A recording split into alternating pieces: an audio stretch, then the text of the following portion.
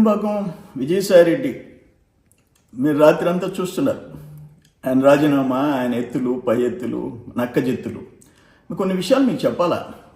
అతను ఎంత దుర్మార్గుడంటే, నేను వైసీపీకి కాంగ్రెస్కి వ్యతిరేకంగా పోరాడేవాడిని అని చెప్పేసి కకాని గోవర్ధన్ రెడ్డిని పక్కన పెట్టుకొని ఢిల్లీ నుంచి నా కుమారుడికి మాకు సూట్ కేస్ కంపెనీలు ఉన్నాయని, ఇల్లీగల్ ప్రాపర్టీస్ ఉన్నాయని, వెల్త్ ఉందని చెప్పి ఒక ఎన్ఫోర్స్మెంట్ డైరెక్టరేట్, ఈడీ, ఒక ఆర్ఓసి, రిజిస్టర్ ఆఫ్ కంపెనీస్, ఒక ఇన్కమ్ ట్యాక్స్, ఒక బెంగళూరులో, హైదరాబాద్లో, విజయవాడలో 2 సంవత్సరాలు నలిగిపోయాడు నా కుమారుడు.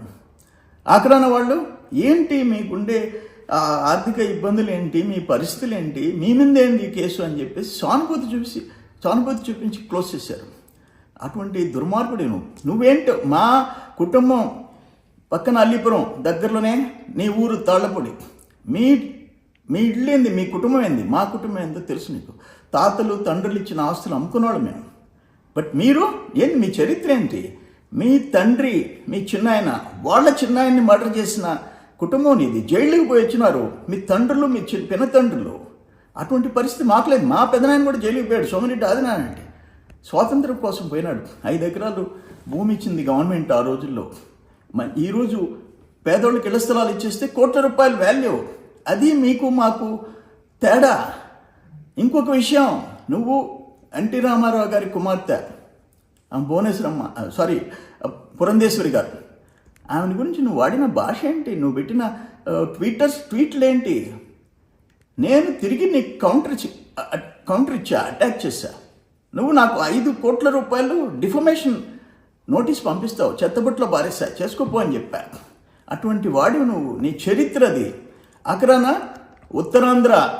ఉత్తరాంధ్ర వాళ్ళు సాఫ్ట్ నేచర్, ఒక పద్ధతైన వాళ్ళు అక్కడ పోయి సర్వనాశనం చేసావు. నీకేం సంబంధం? నీ తాళ్ళపూడి ఎక్కడ, నీ ఉత్తరాంధ్ర ఎక్కడ, నీ వియంకుడిది కూడా నెల్లూరు. మీ ఇద్దరు కలిసి అక్కడ పోయి దోపిడీ చేసి 1000 కోట్ల రూపాయల ఆస్తులు సర్వనాశనం చేసిన వాళ్ళు మీరు.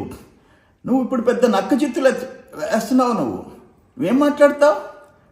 ఒక క్రూర మృగం కూడా మాట్లాడదు, బిహేవ్ చేయదు ఆ విధంగా. చంద్రబాబు నాయుడిని జైలుకి పంపిస్తా, ఆల్రెడీ ఒకసారి పంపించారు, కారణం లేకుండా పంపించారు. 29కి మేము అధికారం వస్తాం, కానీ నువ్వు బతికుంటే, అంటే చంద్రబాబు నాయుడు గారు బతికుండకూడదు అని నువ్వు ఒక ముసలి నక్క. నువ్వు ఇప్పుడు సరెండర్ అయిపోయి రాజీనామాలు చేస్తున్నావు. నేనేం చెప్తున్నానంటే, నువ్వు ఏ పార్టీలో చేసుకో, ఎవరి కాళ్ళు మొక్కుకో, కానీ నీ నిజ స్వరూపం, నీ కుటుంబం, నువ్వు, నీ వియంకుడు, నీ అల్లుడు చేసిన పాపాలు, నువ్వు ఎన్ని జన్మలెత్తినా ఆ భగవంతుడు క్షమించడు, నిన్ను అనుభవిస్తావు.